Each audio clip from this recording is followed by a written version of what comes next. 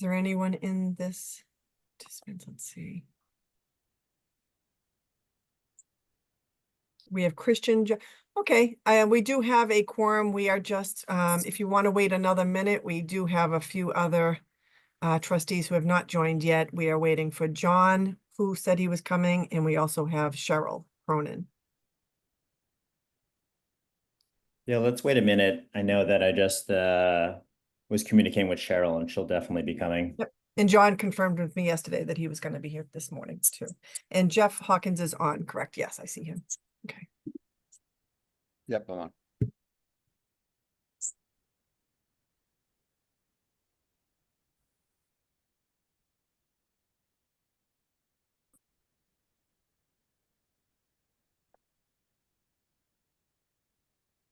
And I just wanted to let everyone know that Lisa Pollock and Michael Colford are going to be on the call as well to assist with Sarah in regards to questions. Strategic plan. Correct. Sorry, should have said that.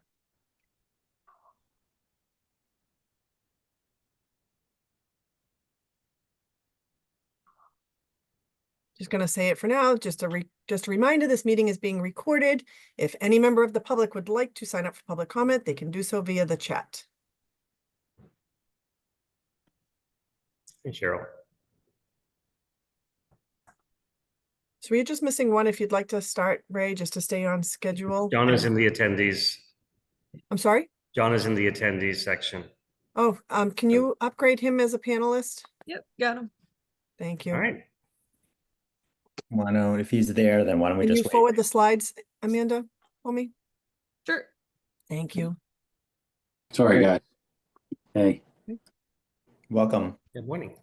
So with everyone here, maybe I can call this meeting to order on Friday, September the 13th of 2024. And certainly without reading every word within the opening statement, this is our trustee reaffirmation statement. And I trust that we all reaffirm this commitment for the mission and vision of the Boston Public Library. Any dissent? And if not, we can move forward. Pamela, do you want to conduct the roll call? Of course. Evelyn Arano Ortiz. Here. Joe Berman. Here. Cheryl Cronin. I know you're here, Cheryl. I do see Cheryl is attending. I'm sorry, I'm here. There we go. Yep. I am here. I know that. Thank you, Cheryl. John Heiler. Here. Jeff Hawkins. Here. Ray Liu. Here. And Christian Westra. Here. We have a quorum. Great, thank you very much. So I would like to move forward with a motion to approve the June 4th, 2024 minutes. I trust folks saw that in the packet and short minutes, but do I hear a motion to approve? So moved. Second. Great. All in favor, aye? Aye. Great. So moved. So moved and approved. I would start with we have an agenda that essentially we're going to be talking about our strategic planning process, and David and Sarah and Christian will be chatting about that, and then we will move to an executive session where we'll be talking about personnel matters. But before I do that, I just want to start off with a warm welcome to this group. This is, of course, the executive committee group, and I'm so pleased that each of the individuals are engaged and leading sort of their own divisions or groups within the BPL trustee board. I thank everybody for both their teaching, their learnings, the learnings that I've received, and patience as I've come up and to speed. As I like to joke that perhaps it would have been nice to see how much was involved with this position before taking it on, but I'm really passionate about what I've learned, and it's been exciting. I've done one-on-ones with almost all and of this group certainly, and almost all of all the trustees. So it's been incredible learning experience, and incredible to learn how much that we do and for the public good. At the same time, we have a vision for moving forward. I'm excited to be part of that, to help lead that. Certainly it starts with our strategic planning process, which has been going on for a bit of time. But I, for one, am very, very excited for the months and the years ahead. I note that we have a number of new trustees who have joined after me and Jim and Portia joined. Got a chance to meet with, of course, Jonathan Levine and Julie Kim, and they are absolutely terrific for those who have not met.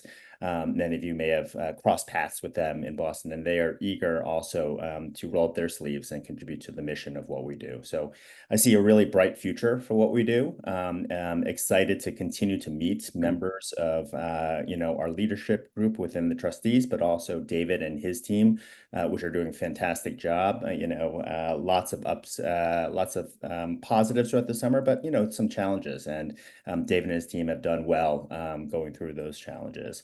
And I'll close with just saying that the city's on board. I've had a chance to connect with Chief Masso as well as Tiffany, and they are full support of the work that we do. And certainly, as I mentioned to some of you and others, there's no reason that the BPL should be on the top of Mayor Wu's mind every single day. But at the same time, the trust that the public has in us, the assets that we bring to the city, they are well aware and very supportive of everything we do. So with that, then I will move forward to our next agenda item.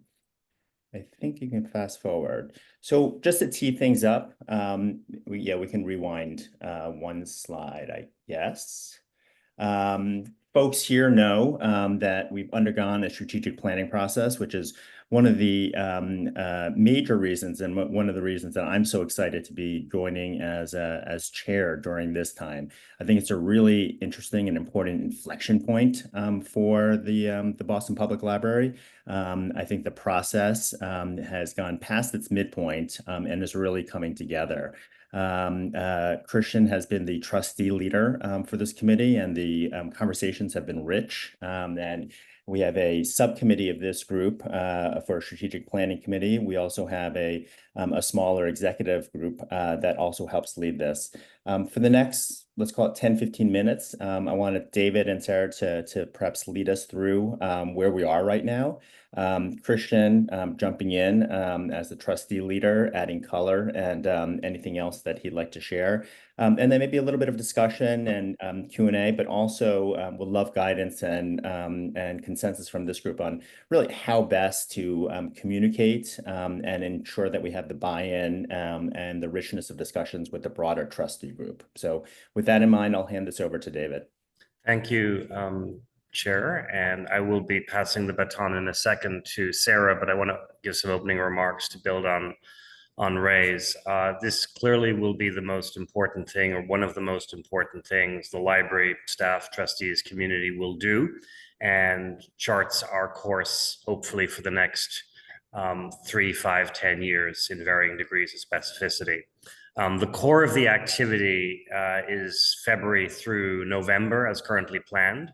And so we're somewhere in the third quarter. I'm not known for my sports analogies, but I think we're somewhere in the third quarter and need to begin the process of bringing into the conversation very important stakeholders such as yourselves, who maybe have not been as in the weeds as several people have yet, so that by the time we're getting to discuss final drafts, looking for approval, no one is surprised by the direction that we're going in and has had the appropriate opportunity to weigh in. And so Ray and I both thought it was important to have this as a topic for the executive committee.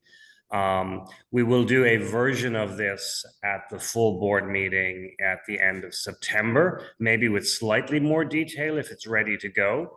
But there are some core elements that we're going to show today that are now baked enough to begin having your thoughts. And if a course correction is needed, now would be the time. But I hope that the work that everybody has put into this shows And maybe it resonates, maybe it doesn't. We will see. And at the end of today's presentation, we do want to think through the cadence of the next 2 months or so, which I think can increase involvement for those that would like, so that by the time this is fully approved, hopefully at the end of November or thereabouts, everybody has fully bought in, and it can in fact be a document that helps us prioritize and guide us for the next periods. So Sarah, do you want to start with the overview timeline, or go to the more narrow one and talk about some of the content? Yeah, let's go to the content. So the next slide is just sort of a zoom in on the timeline. Just to recap what David said, yeah, we're pretty late in the game, and between now and November, when we'll have the full report to give the trustees, we have a lot of work to do. There are workshops planned, reconvening with the steering committee, so we'll just keep going. The next big date would be the 23rd, when we have the staff and leadership workshop. We'll review some of what we're about to show you. You can go to the next slide. So what we have this morning is the mission, vision, values, and roles, which, as David says, is pretty well baked. Obviously, it says draft. We're still probably tweaking some of the language, but we do feel good about where this landed. We've had a lot of alignment between trustees, community partners, staff, really everyone who's weighed in, kind of landed in the same places around values, which is a huge plus. I think everyone here knows, Free to All is literally engraved on our building. And as we talked through the last several months, we really landed on kind of circling back to it, right? We started with it, we talked about it, and then we realized it's on the building because it really is our core value, right? That's it's both old and fresh at the same time. And I think Enzo's done a good job kind of bringing it forward to show the text on the right, all the things Free to All can mean, right? So I think that'll resonate with our staff, which is also really important as we move into finalizing the plan and rolling it out. Having our staff feel like it speaks to them and they can buy into it is really important. Next slide. Yeah, sorry, can you just pause on that slide for a second? So Sure. I think you put it very well, Sarah. This is the macro statement, the value and vision of the library as we propose it. And we thought that the concept of being free to all was both compelling and spoke to our core values, but also distinctive to the BPL. And we thought this could be an exciting way to convey what we think we really ought to be about.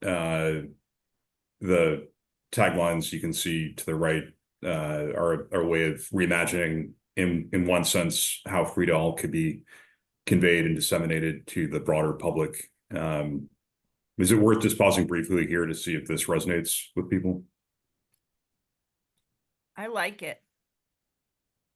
I think Cheryl, I'm with you. I think it's terrific. I think I understand exactly what you're trying to do. And that's the whole idea behind it, to have this quality institution that's free to all to improve and get better lives going forward. So I like this a lot, and it's simple and clean. Exactly. Yeah. Exactly. Yeah, I agree. I think it's I mean, I want to ruminate on it a little bit. I'm just seeing it for the first time, but I think it's I think it looks good. Also, The point that you made, oh, Cheryl, you're good. No, I was just going to say just two quick things. One is, I really like that it's on the building, because I mean, that couldn't be nicer. I mean, Yeah. given how old it is.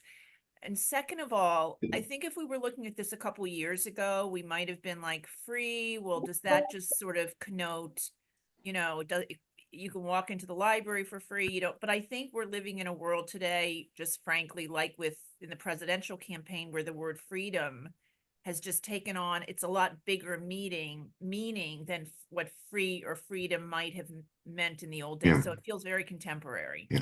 Yeah. I think it's not just, you don't have to pay $1 to take out a book. It's the other meaning of free. Yeah.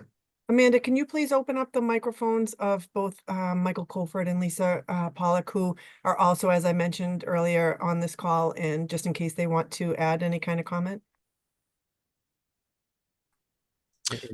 In the meantime, I'm just going to add that I think our work since 2020 around equity, inclusion, diversity has really gravitated to the all part of the phrase rather than the free part of the phrase. So this allows us to center keeping both sides, both words in balance.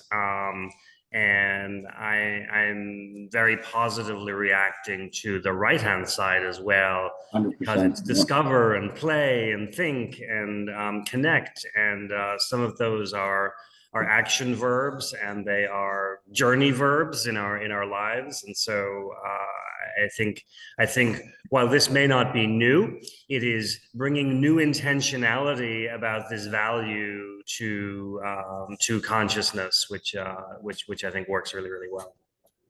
Yeah, just to Morning. follow up on that point, I mean, I do love both of these. I love, Christian, as you talked about, the connection directly to the Boston Public Library, right? There's a lot of this that's about libraries in general, but the connection specifically to the Boston Public Library is great. And picking up on the thread, and this is obviously something that you have to have come out in general, but both the word free and all has changed over time. And the library has been responsive to that, both in a forward-looking way and a reactive way. And I just think that there aren't any institutions who can do that anymore. And so having that come out, I think will be very powerful. Good morning, trustees. This is Michael Colford. I just wanted to add really quickly. David actually said what I was going to say about the all being, just as important and really almost more emphasis right now. But as you'll see as we move through, what we're trying to do with our dedication to equity, inclusion, and diversity is really have it infused throughout the entire plan rather than calling it out as a separate thing. It's something that really informs everything that we do. So having that be very present in the description of our values is very important as well. 100%. Thanks. Great comments, everyone. I'm sorry to interrupt you, Sarah, but I think No, it's not at all. No, I'm what thrilled do- that everyone feels the same way we feel about it. Sarah, I mean, you guys, that's a great way to kick it off, to be quite honest with you, because it sounds like everybody's positive toward it. So I think this is terrific to start it with, Christian. great. Thank you. Next slide. So we have mission, vision, values, and there's gonna be some text in the plan that just kind of walks everyone through that. And so the vision that we've landed on, again, it's still some room for tweaking, but we think this is really pretty close to final, is an inclusive community propelled by curiosity, connection, and growth. And then the library's mission is open a world of discovery to enrich lives and elevate every community. And as Michael said, we're always thinking, and we were in this whole process, really thinking about our EDI mission and making sure that those values appear everywhere, both very explicitly, but also implicitly. And so I think we're trying to get at that when we say elevate every community, when we use the word inclusive here. So looking for anyone's feedback on this vision and mission language. Yeah, I'm going to just channel a little of the Gensler team in terms of articulating their take on what vision and mission is. So vision is really, as we know, the end state that we imagine. If we are successful being everything the library can be, what is the vision of the end state that is created by that work? And here it would be to be an inclusive community propelled by curiosity, connection, and growth. The mission, however, is at the highest level, the work that we're doing, the purpose that we have to bring about that vision. Here that becomes to open a world of discovery, to enrich lives and elevate every community. And one thing I would add that we keep bringing it forward in our conversations is we need a vision and mission that is the libraries and could not be used by, say, the Parks Department, right? Or the school department or some other entity. So it should feel like a thing that is the library, nobody else.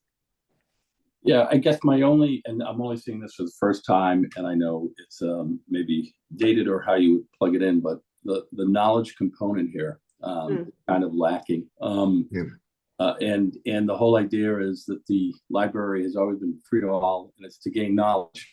And the one thing we seem to be lacking today across any type of community right now is sometimes knowledge of issues of just across the board. So I'd like to see personally, I just think that's a really important component. The library should be a safe place to learn, to read whatever they need to read, to gain knowledge. And so that's the only thing I see missing up here. And for me. I have the same reaction that John did. I was, I one thing I always talk about in these meetings is literacy, which is one aspect of knowledge. Knowledge Yes, might it be a is. better word, I don't know, or literacy, but I think really, what makes us unique, what makes us different than other departments, as Sarah was comparing other departments. And I think literacy and knowledge is what people think about in a library. And I appreciate, the inclusiveness aspect of all of this, but I also think that when you keep repeating the words like inclusive and equity and diversity, I think they sort of lose impact. They show up in the vision and the mission, and so I'm wondering if we can just elevate knowledge and literacy a little bit more, maybe in the mission part of this. Although I think I don't want to vision. shortchange conversation or get defensive, because we'll take all of this feedback back to the team for sure. Some of what both you just mentioned shows up in the roles very, very explicitly. So that doesn't mean it shouldn't show up here as well, right? But I think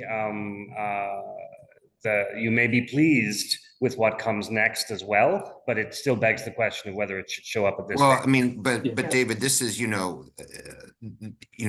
are the high level things that, and I think that I guess and again, I appreciate the work that's gone into this, but I would love to see, as John said, knowledge or literacy in the vision. I mean, that's something that I mean, I agree with all of you. We live in a world of misinformation. 100%. And knowledge, it's a cliche, knowledge is power, but knowledge is power. And I think that is, in the era of misinformation, I always tell my kids, go beyond the headlines, triangulate information. I think it's important to have something along those lines because we want people to be informed. That's right. We've talked about that. That topic very specifically. So as David said, let's go through and see where we see those things, but if we need to put them back. But You can just keep everyone on track from a time standpoint. I just want you to be mindful that we're on the second slide and we're already almost out of time. So just be mindful of that. Yeah, just to say it though, I think those are good comments, Evelyn, John, and Joe, and I hear you that although it may permeate other aspects of the plan, we should consider whether to weave it into these high level statements. So let us reflect on that. Yeah, thank you. I'll try to keep my no more comments. Let's just try to get through it because it's the first time any of us are seeing it, and these can always go off into a lot of different dialogue. So appreciate that. Right. And everyone, we can send this around so everyone can spend a little more time with it and read it. They have it. It's in their meeting materials. Right. Thank you. Again, so we jump off from mission, vision, values, or the opening of the plan, and then we get into 4 strategic roles and then initiatives, which are still in progress. But let's just click through the roles quickly to try to focus on the time. So next slide. So I think some of you have seen, we had, I think 6 at one point, we had 5 roles. We've kind of landed on 4. We think we can, 4 might be the number where we fit really everything that we're about. But the roles is, what does the library do in the community? What are our roles? And so we land on these 4: welcoming destination, which thinks about our physical spaces, but also what happens in those spaces and, the access to those spaces. Lifelong learning and research partner. So this is really where the literacy and reading and all the things that everyone just said really live here. And we have worked back and forth about trying to bring it forward and not be abstract, right? Reading and learning to read and literacy those are core library functions that nobody else does. So let's be clear about that. Trusted resource. As a personal, I love this one. I think trust is something the library has that many other agencies struggle with, right? People don't trust each other, and government agencies think they trust the library, right? They like the library. They believe that they can come to the library and get good information, find out what they need to find out. So I think the trust, that word is really important to me. So I am a fan of this one. And then community engager. Again, we were trying to get at the role we play literally in everyone's neighborhood, bringing people in and connecting them to each other, to services that we create community by existing the way our branches operate. So that's what's trying to appear in that role.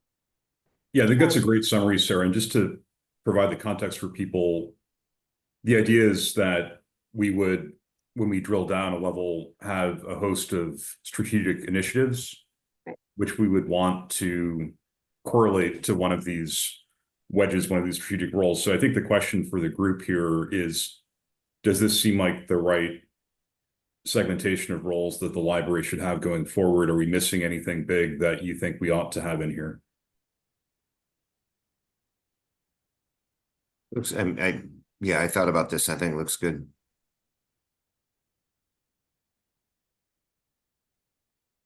Just to the point of time, like what actually do you guys want to accomplish in this meeting, and how should we do follow-ups, and like what do you want to? Because I think just setting up what you want us to do next would be better than, because we're all kind of seeing this for the first time. I think it's awesome, but you know, this group is going to want to have more input than 3 minutes. Of course, yeah, so I think I'm looking at general endorsement of like, this is the right direction to date, right? Mission, vision, values, roles, here we are. And then we need to get deeper into, like I said, the initiatives those are the things that bring these roles to life. So it's really just, you're looking at it and you're going, okay, this seems right versus, oh, hey, how'd you get there, right? You know what I feel like we could say right now? I would say this doesn't seem wrong. There you go. Yeah, We'll take that. yeah, We'll that's take it. actually enough for today. Yeah. 100% sure. Yeah, we'll give you a gentleman's seat. Just kidding. Looks great. Looks good. I Definitely think, not I mean, the- just to answer your question, Jeff, you know, Christian, Yeah. I'll jump in here, you know, I think this is meant to at least tee up and add a little color, right, to something. So you're just not seeing it on document, right, and just reading it and not seeing sort of how we got here. I'd love to see us, see folks sort of take this, review it, read it a little bit more, and more than happy to re-engage, either by written communications and or a verbal conversation with this group again. I'm very, you know, I should have teed this up by saying, you know, there's been a ton of work on this, but I really personally, and I know Christian agrees and David agrees, that at the end of the day, the trustees are accountable for the strategic vision, right? And the strategic plan. That is one of the most important roles for the trustees. So having engagement and your feedback to either endorse and or make suggestions and changes is critical. Agreed. I also am learning that and I'm not surprised, and I'm pleased that there's deep appetite to engage with these concepts, which tells me that even if we had slightly longer at the September board meeting, with 15 trustees, it's probably safe to assume we should call for a special meeting in October, specifically on the topic of strategic planning. Yep. And I rather agree. than wait till we're right on top of that, if you're in agreement, I'd like to call that now. Yeah, I think that's a great idea. I think people, obviously, there's a lot to think about and talk about here. So, Right. and trying to Particularly when we fit add it the in. initiatives that have to make all of this real, right? So, Yes. good. Yeah, exactly. And it's the initiatives, I think, where the input of this group would be particularly helpful as we think about the concrete undertakings in which we would engage to advance the strategy and the mission. What do we want to prioritize?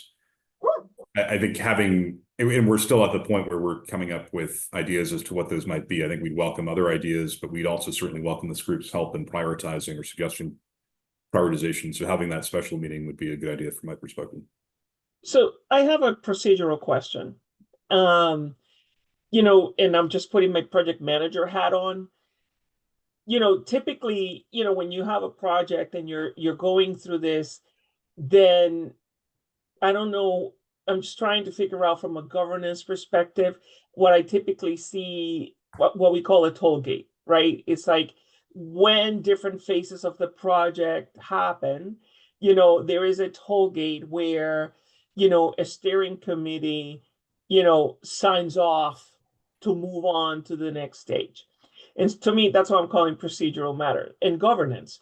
So what I'm trying to understand is, you know, do you see this group as that steering committee? Is the steering committee the committee that it's you know, like Christian and like who it, you know, because you have a trustee board that's quite large. Yeah. So getting agreement across the board, that's very difficult. Like I think everybody needs to be, I always call it who needs to be informed and who has a vote, right? So who had the votes to move forward and who needs to be informed? It's something that is important. And then if we're going to use this, if you're going to use this committee to be the ones as a steering committee that signs off, then, it would be helpful to know that. Because then I look at things from a different perspective. Does that make sense? It does. And I think we're at this point in the business of raising the awareness of what the ingredients in the plan are. I think we will do a deeper preview to continue this conversation of the full board meeting September 26th. We will, in the meantime, continue to iterate. The Strategic Planning Committee, which is a committee of the board and with external members, meets September 30th. So I think by the time we got to a special meeting in October, it will be largely signed off on. And so I think taking it to the full board rather than the executive committee is the trajectory that we're on. So Evelyn, that's kind of, I think, the cadence of where we're headed. But should the executive committee itself have a specific role during the approval process, happy to take your and Ray and the team's guidance on that. Oh, so 924, sorry. Yeah, because I'm asking based, I'm just hopping on to Jeff's question. Like, what are you expecting us to do? So that goes to what is our role? And to go, and the one thing I want to note though, because I took a picture of the roadmap, this vision statement was agreed back in end of May, beginning of June. So I would have it expect to have a toolkit around that time. So this plan is pretty advanced based on what you showed. And I feel that I'm a little bit behind on getting information based on where that plan is today.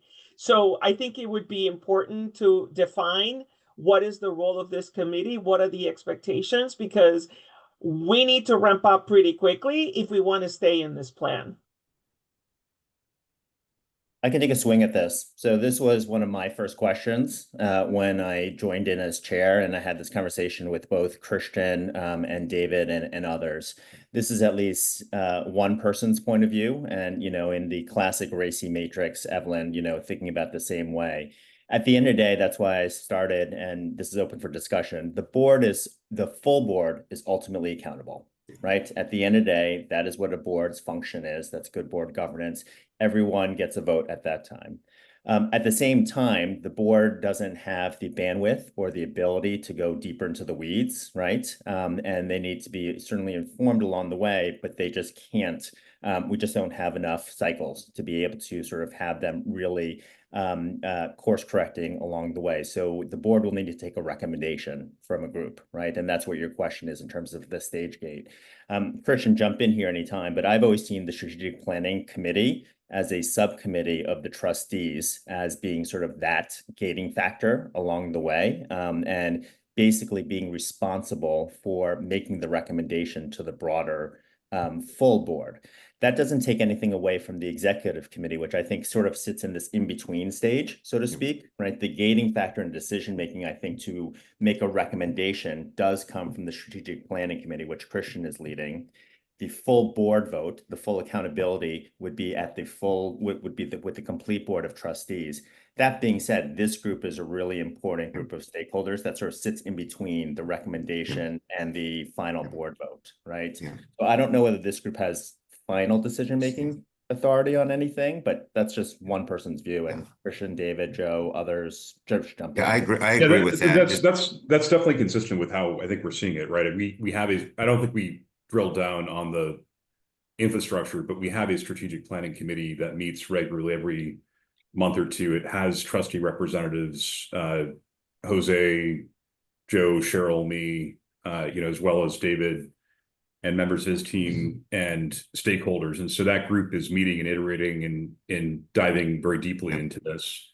There's also a steering group, which is a subset of that group, which meets every couple of weeks. So we have a robust infrastructure in place to advance this, and we have been doing that. I think the idea would be for the Strategic Planning Committee, which, as David mentioned, meets next on September 30th, to get behind where we currently are. But it also just seems prudent for this group to be kept in the loop and for this group to be invited to provide input, because at the end of the day, as Ray mentioned, the idea would be for the Strategic Planning Committee, in my view, to recommend to the full board a version of this this presentation to approve, this plan to approve. I don't Can mean I to cut anyone express- off. I just want everyone to know that it is now 9:06 and we have to close this meeting down at 9:10 the latest.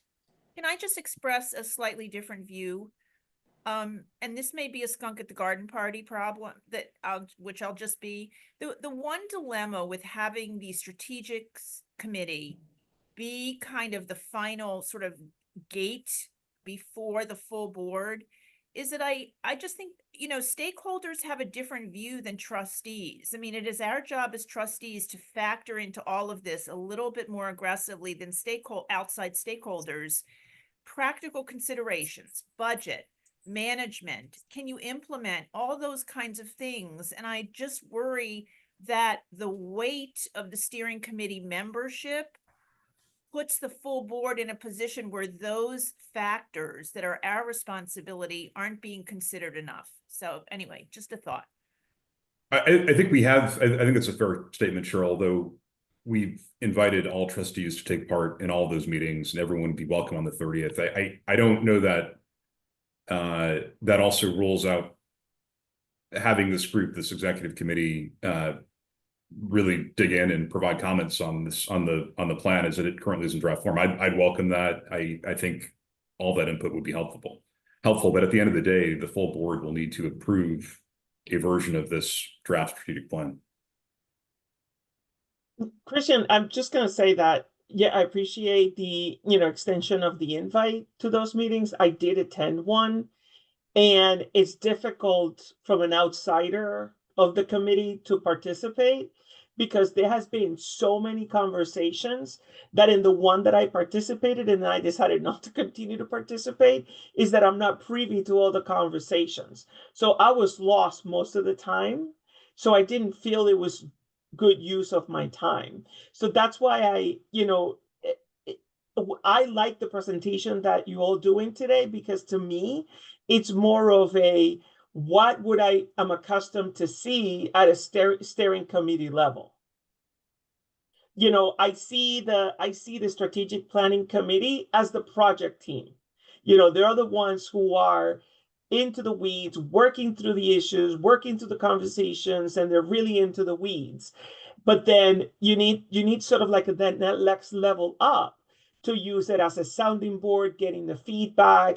And, you know, as Cheryl said, we sort of, you know, also stakeholders and may have other points of views that may need to be included. So maybe if you can thank you. Oh, sorry, just to be in the interest of time, and also I want to let this conversation run a bit more if people have thoughts, but to reconcile the multiple views, you know, I would say that there is a steering council of the strategic planning committee.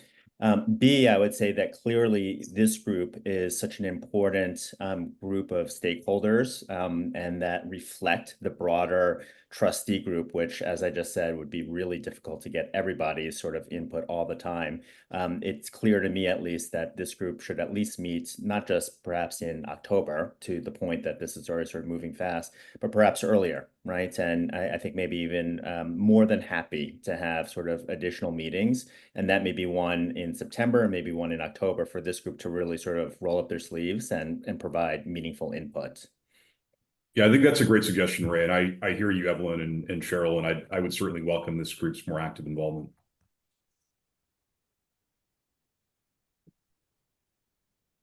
Additional thoughts on either decision-making and or quick high-level comments beyond that this is not wrong, which is a good comment.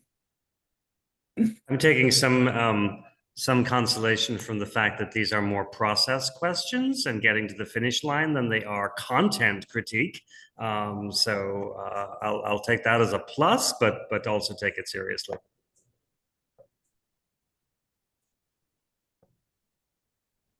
I just want to add that there is a resource tab in the onboard portal that I try to provide some of the documents from each of the workshops as they happen, so that if anyone wants to reflect on any of the processes along the way, I try to put that in for the full board to be able to review, not just the committee.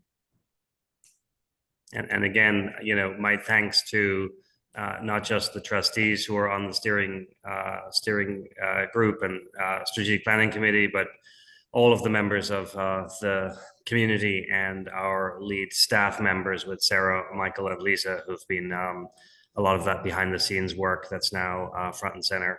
So we're, yeah, maybe third quarter. We may have a little third quarter to go and fourth quarter to actually really engage. But great work so far. Then, of course, there's the soccer analogy where we can have like stoppage time and extra time too. Thank you, Joe.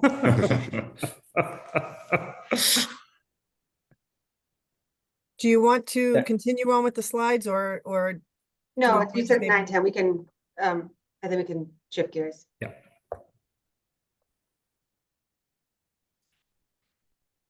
Great. So thank you very much for that robust conversation, and comments all resonate. I know certainly with me personally, Christian and David and Sarah, of course, and other members here who are part of the strategic planning committee. So we'll take that in stride and adjust as we need. So at this point, there's no other agenda items for the public section of the executive committee meeting. I'd like to move into a executive session. Hold on one second, Ray. If, unless I'm can you missing- please do me a favor, Amanda? I'm sorry, I know you closed out of the slides. Just want to acknowledge we have to take a formal vote. We will not be reconvening into a public meeting. And if you wouldn't mind just reading that first statement, Ray, about the purpose of the executive session, I have to do a roll call per person, not just a general vote on this. And we do not have any public comment, nor do we have, unless new business is the only other thing that you have to acknowledge. The purpose of the executive session is to conduct a strategy session for negotiations with a non-union staff member under exemption 2 of the Massachusetts Open Meeting Law. The board will not reconvene in a public session for today. And then I would ask for a vote, I guess at this point, that the trustees, executive committee of the Public Library of the City of Boston vote to enter into the executive session for the purpose of discussing negotiations with a non-union staff member under exemption 2 of the Massachusetts Open Meeting Law. Do I hear an aye across the board? Actually, I have to take everyone's name, Ray. I'm sorry. I have to do thank it. I you. just need you to do the second and, Oh, I'm so moved. Second, Right. all right, I'll read your names and we can do that from here. Evelyn Arano Ortiz, yes. Joe Berman, Yes. Cheryl Cronin, Yes. John Heiler, Yes. Jeff Hawkins, Yes. Ray Lou, Yes. and Christian Westra. Yes. All approved. So So moved. now you just have to ask for new business and then adjourn the meeting. And Any we new would move into business? the new Zoom link. Got it. I assume there were no public comments, Pamela? Nope, no public comments. And you sent us, so if we go to our calendars, there's a new calendar item and link Yep. for the next meeting, right? Correct. It says trustees only, so I tried to make it look different. It starts Good. I think I started it at 9 a.m. Okay. See you in a minute. Thanks, guys. Right. And I Thank adjourn this you. meeting. Thank you. Thank you, Ray. Thank you, everyone. Thanks.